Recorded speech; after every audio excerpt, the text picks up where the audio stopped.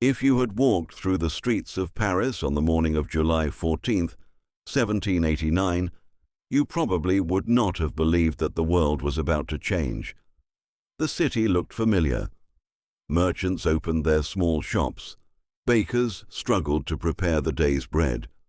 Church bells echoed through the narrow streets, and people hurried from one corner of the city to another. Yet beneath what appeared to be another ordinary summer morning, something invisible was spreading from house to house, from marketplace to marketplace, from whispered conversations to crowded taverns. It was not simply anger, it was not simply fear, it was the growing realization that an entire nation had reached its breaking point. By the end of that day, a fortress that had stood for centuries would belong to the people. The authority of a king would begin to collapse, and Europe would witness something many believed impossible: ordinary citizens openly challenging one of the most powerful monarchies in the world. But no one standing in those streets could yet see where the day would end. They could only feel that something was coming, something impossible to stop. Imagine standing among them. The air is warm, but nobody notices the weather. Your attention is drawn instead to the thousands of faces surrounding you. Some look exhausted after weeks of hunger. Others carry old hunting rifles, rusty swords, axes, wooden clubs, or whatever they manage to find inside their homes. Mothers hold children close while quietly watching the crowds. Shopkeepers have left their businesses unattended.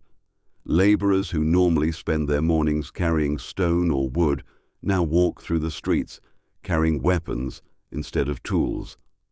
Everywhere you look, people are talking, but almost no one is smiling. Every conversation seems to revolve around the same frightening rumors. They say the king has surrounded Paris with soldiers. They say the army is preparing to attack the people.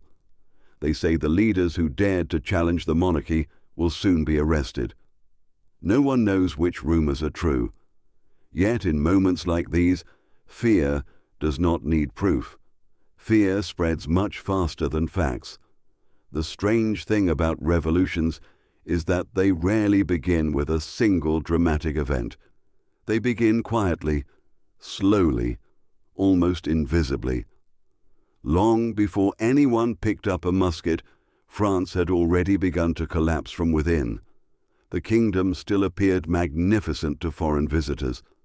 The Palace of Versailles remained one of the most extravagant royal residences on earth. Nobles attended lavish banquets beneath glittering chandeliers, while musicians filled enormous halls with elegant music.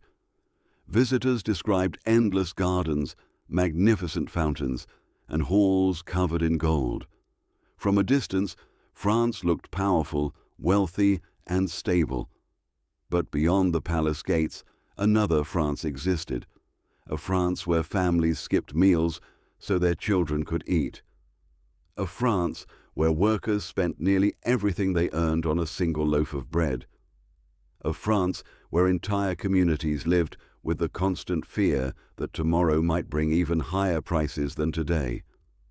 For years, the kingdom had been drowning in debt. Expensive wars had emptied the royal treasury, and among the greatest financial burdens was France's support for the American colonies during their fight for independence against Britain. The victory had brought prestige to the French crown, but prestige did not pay the bills. Money had to come from somewhere, and once again the burden fell upon those who already had the least. Ordinary citizens watched taxes rise while wages remained painfully low. Every month became more difficult than the last. Every harvest seemed worse than the one before. Poor weather damaged crops across the country, especially wheat, the grain from which bread was made. As supplies decreased, prices climbed higher and higher. What had once been an ordinary purchase slowly became a luxury. Some families spent almost their entire income trying to buy enough bread to survive another day. There is something uniquely dangerous about hunger. It changes the way people think. It slowly strips away patience, dignity, and hope. A hungry person begins by asking for help. If help never comes, that same person begins demanding answers. Eventually, when neither help nor answers arrive, fear disappears entirely. A starving population becomes capable of things that comfortable people often struggle to imagine. Throughout Paris, this transformation was happening quietly. Bakers faced angry crowds before sunrise. Mothers waited for hours outside shops only to discover there was nothing left to buy. Small arguments turned into fistfights. Fistfights became riots.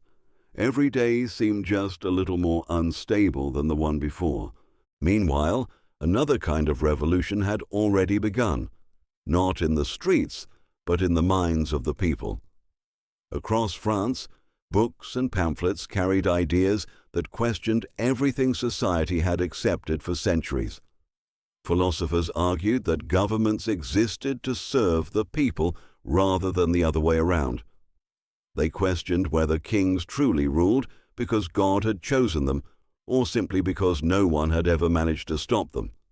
Words like liberty, equality, and rights spread through cafes, universities, workshops, and marketplaces. At first, these ideas belonged mainly to scholars, but ideas have a habit of escaping the pages on which they are written. Before long, ordinary workers, merchants, and craftsmen were repeating them in everyday conversations. The more people compared those ideals with their own lives, the more impossible the old system seemed to justify. King Louis XVI understood that France faced serious problems, but every decision appeared only to deepen the crisis. Attempts to reform taxes angered the nobility. Efforts to raise revenue angered the people. Political meetings produced arguments rather than solutions. As tensions increased, the king ordered thousands of soldiers to gather around Paris. Officially, they were there to maintain order. But to citizens already convinced that the monarchy feared its own people, the arrival of soldiers carried a very different meaning. They believed an attack was coming. They believed the king intended to silence anyone demanding change before the movement grew even larger. The city became consumed by rumors. Every hour someone claimed to have seen more troops approaching. Others insisted that royal cannons were already aimed toward Paris. Some whispered that lists had been prepared containing the names of political leaders who would soon disappear into prison. Nobody could verify these stories. Nobody needed to. The uncertainty itself became terrifying enough. Markets closed early. Families barricaded doors at night. Church bells sounded more frequently. Everywhere, people waited for something to happen, though no one knew exactly what. Then, on the morning of July 14th, waiting no longer seemed possible.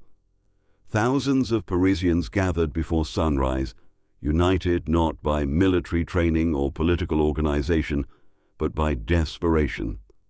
They understood one simple truth. If soldiers entered the city, they would need weapons to defend themselves. The first destination was the Hôtel des Invalides, a military complex where thousands of muskets were stored. The crowd surged through its gates, overwhelming the guards with astonishing speed. Within hours, nearly 30,000 muskets had been seized. Men who had never held military weapons suddenly found themselves carrying firearms. Cheers echoed through the streets as people celebrated what felt like their first victory. Then someone asked the question that changed everything. "Where is the gunpowder?" The answer spread through the crowd almost immediately. The Bastille. The ancient fortress stood over eastern Paris, like a reminder of the king's authority. For generations, its massive stone walls had inspired fear throughout France. Built centuries earlier as a fortress, it had gradually become a state prison, where individuals accused of opposing the monarchy could disappear without public trial. Its towering walls, deep moat, heavy gates, and armed guards made it appear almost untouchable.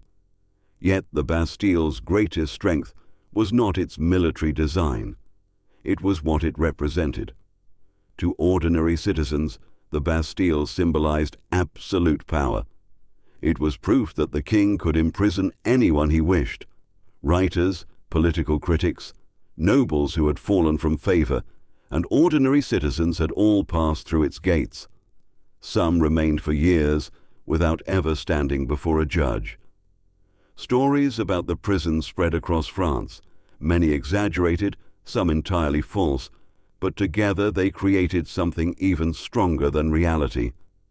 They transformed the Bastille into a symbol of fear itself. That morning, only 7 prisoners remained inside its walls. Almost no one in the crowd knew that, and almost no one would have cared. The prisoners were no longer the reason people were marching. The Bastille had become something much larger than a prison. It had become the face of the old world, and as thousands of armed citizens began walking toward its towering walls, they were no longer searching only for gunpowder. Whether they realized it or not, they were marching toward history. The Bastille appeared long before the crowd reached it. Its massive stone towers rose above the rooftops of eastern Paris like a silent warning that had watched over the city for centuries. From a distance, the fortress seemed almost alive. 8 enormous towers stood connected by walls so thick that they appeared impossible to break. A wide moat surrounded the structure, while heavy wooden drawbridges protected the only entrances. Small windows pierced the stone like dark, watchful eyes. Cannon barrels rested behind the battlements, pointing toward the streets below, reminding anyone who looked up that the king's authority could still speak through iron and gunpowder. Many of the people approaching the fortress had spent their entire lives avoiding it.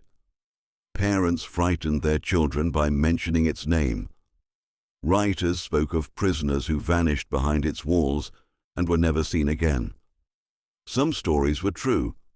Others had grown larger with every generation that repeated them. But whether the legends were accurate no longer mattered. The Bastille had become something more powerful than a prison. It had become fear made of stone. As the crowd moved closer, the mood was strangely different from what many people imagine today. There were no organized battle formations. No disciplined army marched toward the fortress. There were no generals giving orders or carefully planned military strategies. Instead, there was confusion. Thousands of ordinary citizens filled the streets, each carrying whatever weapon they had managed to find only hours earlier. Some held muskets taken from the Hôtel des Invalides. Others carried hunting rifles, axes, swords that had not been used in years, wooden clubs, farming tools, or even kitchen knives. Many had never fired a weapon before. Some had never stood this close to a military fortress in their lives. Yet they kept walking, not because they believed victory was certain, but because turning back no longer seemed possible. Inside the Bastille, Governor Bernard-René Delaunay watched the crowd grow larger by the minute. He had spent years commanding the fortress and understood its strengths better than anyone. The Bastille had been designed to survive sieges. Its walls had resisted enemies before. Its defenders possessed muskets, cannons, food, and ammunition. Compared to the disorganized crowd gathering outside, his position appeared overwhelmingly secure. And yet, something felt different. Military fortresses were built to resist armies. They were never designed to face an entire city. From the towers, Delaunay could see people pouring into the surrounding streets from every direction. They did not stop coming. Every church bell that rang seemed to attract another group. Every rumor brought more citizens carrying weapons. The governor realized that the problem was no longer military, it was psychological. If the Bastille fell, it would not simply be the loss of a prison. It would become the moment the people proved that even the king's strongest symbols could be defeated. Still, both sides hoped violence might be avoided. Representatives from the crowd approached the fortress under a flag of negotiation. Their demands were surprisingly simple. They wanted the governor to hand over the gunpowder stored inside the Bastille. They insisted that no attack would occur if the powder was surrendered peacefully. Governor de Launay hesitated. He understood that surrendering the gunpowder would leave the fortress defenseless. But refusing might provoke exactly the violence he wished to avoid. Hours passed.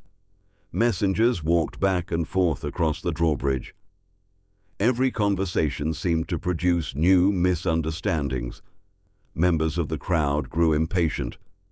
Some believed the governor was deliberately stalling until royal troops arrived. Others became convinced that soldiers hidden inside the fortress were preparing an ambush. Inside the Bastille, the defenders watched the restless crowd with growing unease. From the walls, every movement outside looked threatening. Every shout echoed louder than the last.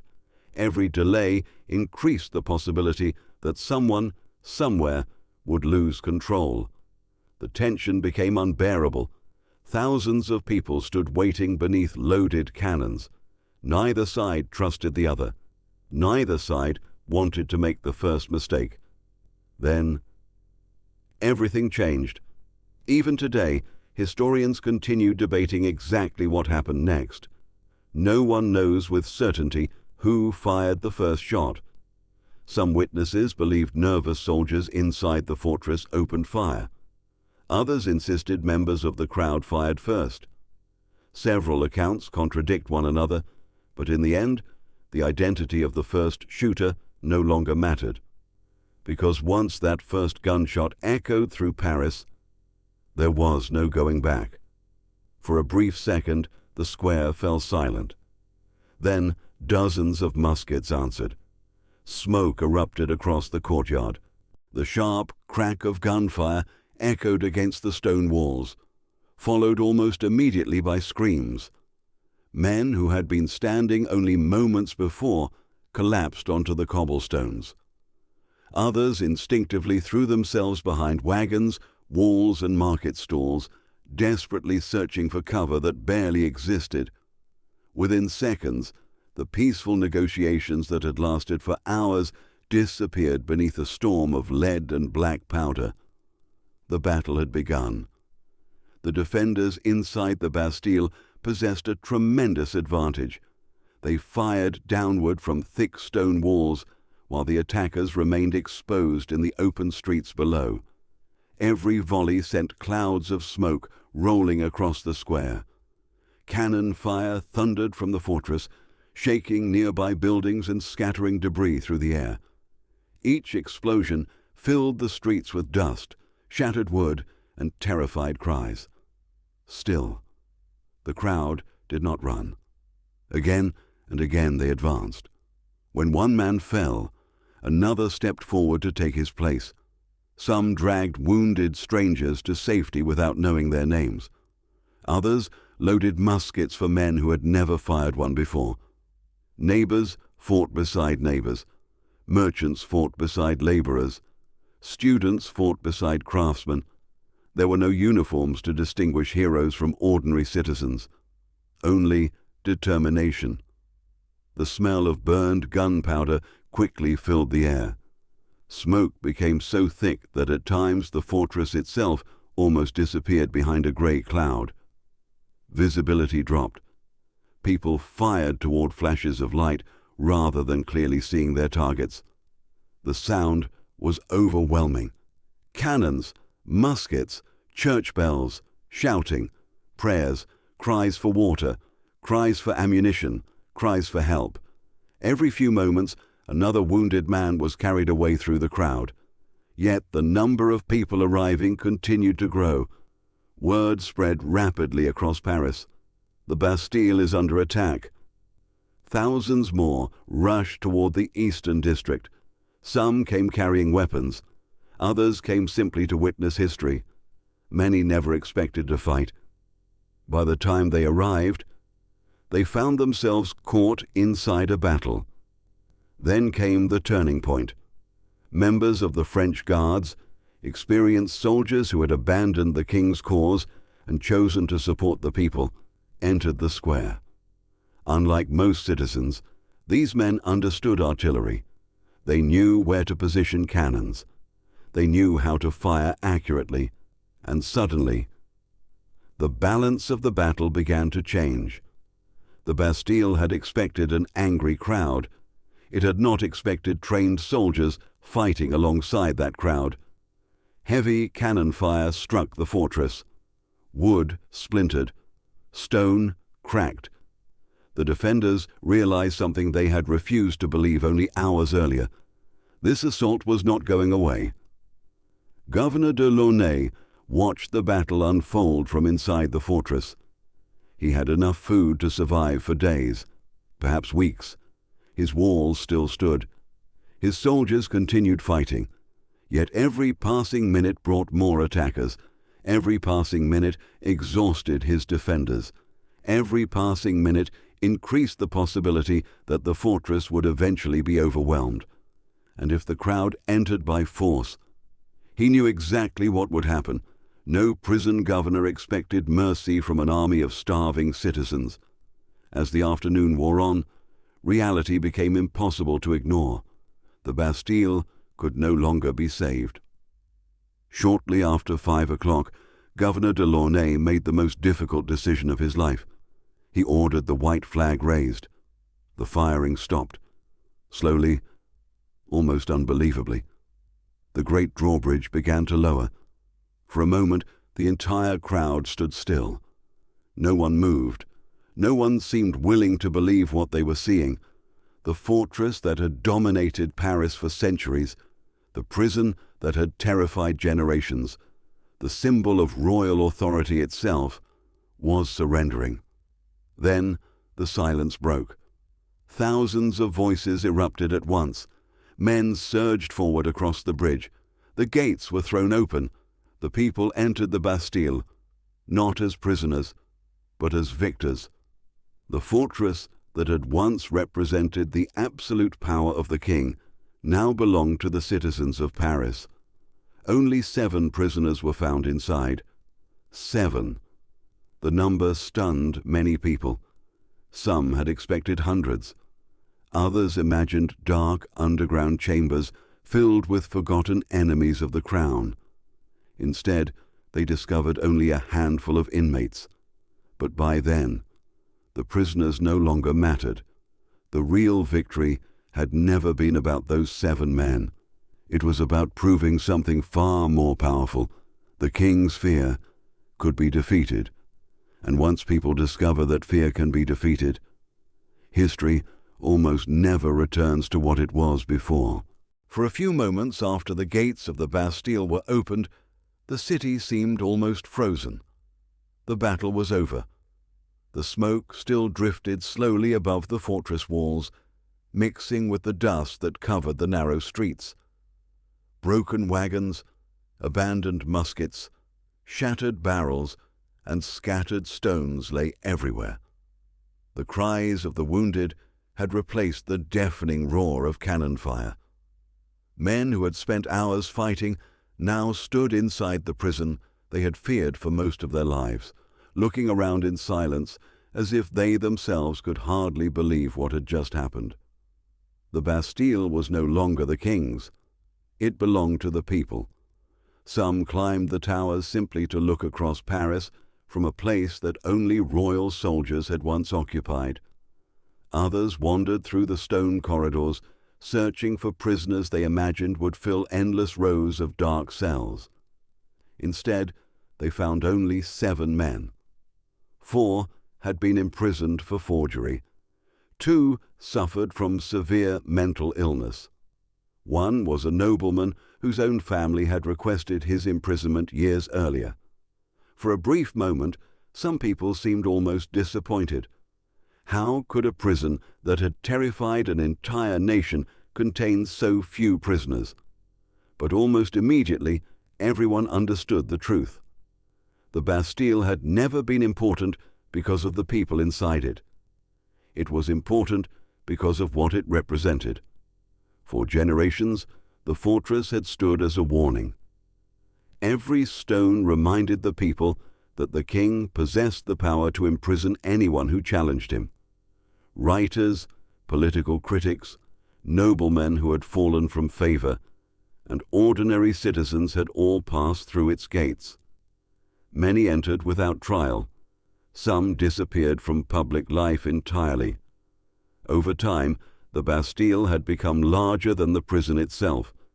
It had become a symbol of fear, and symbols can sometimes be more powerful than armies. Now that symbol belonged to the crowd. Outside the fortress, Governor Bernard René de Launay was led through the streets surrounded by an angry population that had lost friends, fathers, brothers, and sons during the battle. Some shouted insults, others demanded revenge. A few attempted to protect him from the increasingly violent crowd, but the mood had changed completely. Hours earlier, the governor represented royal authority. Now, he represented everything people hated about the old regime. The crowd surged forward. Within moments, Delaunay was attacked. He fell beneath dozens of hands before anyone could restore order. Soon afterward, his head was placed upon a pike and carried through the streets of Paris. To modern eyes, the image is horrifying. To many people in 1789, it was a declaration. The old order was no longer untouchable. For centuries, fear had flowed in only one direction. Kings frightened their subjects. Soldiers frightened civilians. Officials frightened taxpayers. Prisons frightened critics. But on July 14th, something extraordinary happened. Fear changed sides. For the first time in generations, it was no longer the people who were afraid of the monarchy. It was the monarchy that had begun fearing the people. News traveled with astonishing speed. Messengers rode through the countryside, carrying reports of the fortress's fall. Travelers repeated the story from village to village. Merchants arriving from Paris brought rumors that often grew even more dramatic with every retelling. By the time the news reached distant communities, many believed that the entire kingdom had already collapsed. Panic spread among the nobility. Families that had lived comfortably for generations suddenly packed whatever valuables they could carry and fled across France's borders. Castles that had stood peacefully for centuries became targets of frightened and angry peasants. Across the countryside, tax records were dragged from manor houses and burned in great piles. Documents that had tied farming families to feudal obligations for generations disappeared in smoke within a matter of minutes. This period became known as the Great Fear. Ironically, it was no longer the peasants who lived in terror. It was the aristocracy. Rumors spread almost as quickly as the revolution itself. Some claimed enormous armies of bandits were approaching villages. Others insisted foreign soldiers had already crossed the borders. Fear fed more fear, and each new rumor pushed ordinary people toward even more dramatic action. Entire communities armed themselves. Local governments struggled to maintain control. Authority was disappearing before anyone fully understood what would replace it. Even inside the royal palace, confusion reigned. When King Louis XVI was informed that the Bastille had fallen, one of history's most famous conversations is said to have followed. The king reportedly asked, "Is it a revolt?" The answer came quietly, "No, sire. It is a revolution." Whether those exact words were spoken or later polished by history, they captured a truth that had already become impossible to deny. The events of July 14th were not an isolated riot. They marked the beginning of a transformation that neither the king nor the revolutionaries themselves could fully control. During the weeks that followed, France changed with astonishing speed. Feudal privileges that had existed for centuries were abolished. Noble exemptions from taxation disappeared. The National Assembly approved the Declaration of the Rights of Man and of the Citizen, proclaiming ideas that sounded revolutionary for their time: that all men were born free and equal in rights, that sovereignty belonged to the nation rather than the monarch, and that liberty should be protected by law. Those ideas spread far beyond France. They crossed mountains, they crossed oceans, they crossed generations. Across Europe, rulers watched events in Paris with growing alarm. If ordinary citizens could overthrow centuries of royal authority in France, what might happen elsewhere?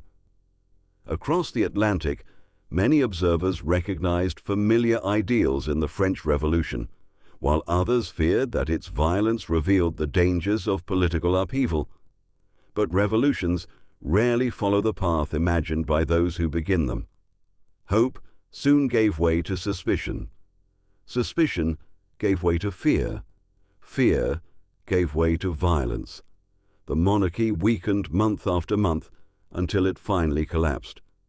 King Louis XVI, once believed to rule by divine right, was brought before his own people, judged by a revolutionary government, and executed beneath the blade of the guillotine. His queen, Marie Antoinette, met the same fate. The revolution entered its darkest chapter, remembered today as the Reign of Terror, when thousands of men and women were executed in the name of protecting liberty. Eventually, amid the exhaustion, chaos, and endless political struggle, a young military officer named Napoleon Bonaparte emerged. He promised order. He promised stability. Within a few years, he would crown himself emperor and carry the ideas born during the revolution across much of Europe, not always through speeches or declarations, but often through the march of armies. Looking back, it is almost impossible to believe that so much history began with the capture of a single fortress. Only 7 prisoners were inside. The gunpowder stored within its walls would soon be forgotten. Even the Bastille itself would disappear. Stone by stone, the fortress was dismantled by workers until almost nothing remained. Pieces of its walls were sold as souvenirs. What had once been the greatest symbol of royal authority literally vanished from the landscape of Paris. Yet its memory never disappeared. Every year on July 14th, France celebrates Bastille Day, not because of the prison itself, but because of what its fall came to represent. It became a symbol that ordinary people could challenge systems that had seemed permanent. It reminded the world that governments built upon fear often appear strongest just before they begin to crumble. Perhaps that is the greatest lesson of the Bastille. The fortress did not fall because its walls were weak. They were among the strongest in Europe. It did not fall because it lacked soldiers. It did not fall because it lacked weapons.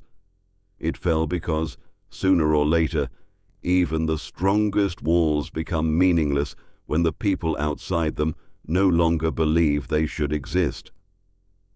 On the morning of July 14th, 1789, thousands of Parisians marched toward the Bastille, searching for gunpowder. By sunset, they had found something far more powerful. They had discovered that history could be changed by ordinary hands. And once a nation learns that lesson, there is no wall high enough to contain what comes next.